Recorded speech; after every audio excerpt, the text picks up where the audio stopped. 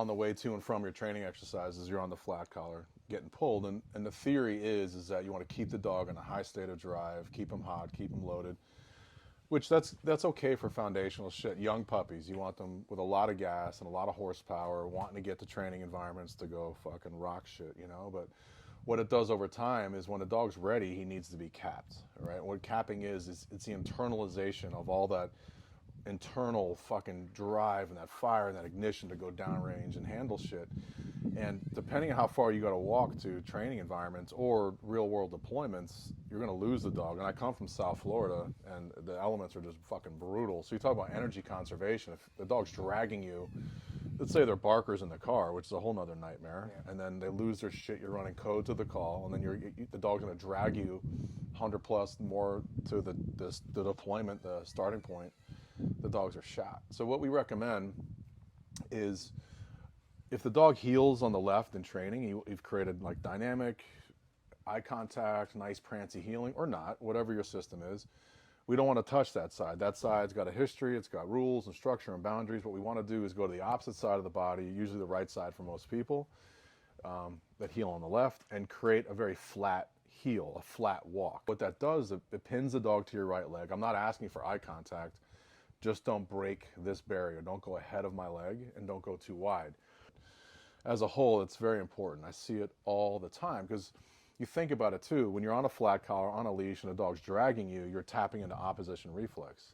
It also puts the dog in a hysterical mindset. It's there's that story of the daddy bull and the baby bull on the hill overlooking all the heifers, and he goes, "Hey Dad, let's run down there and pound one of those heifers." And he goes, "No, son. Let's walk down there and pound them all," right? So it's energy conservation, man. So if you're getting dragged on a flat collar, you're putting the dog in a hysterical, leaky mindset. And a lot of times we're asking him to go to starting points of training exercises or deployments, and we want him to cap. Because maybe we got to give our announcements. Maybe we got to get information from witnesses or other cops on scene. So if you're getting dragged by a leaky brain, you know that shit. Things in motion stay in motion. So he's going to stay leaky.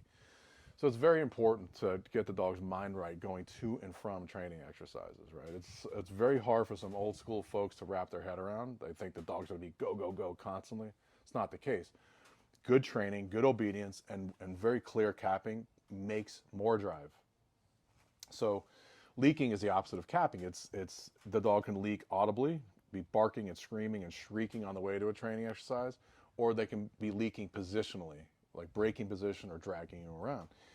And what we want to do is create the analogy of like a pressure cooker. So with capping, we want to internalize all that energy, right? So imagine a pressure cooker sitting on your kitchen table, and all the ingredients, the potato, the beef, all the stew that's going to go inside inside that device to get cooked.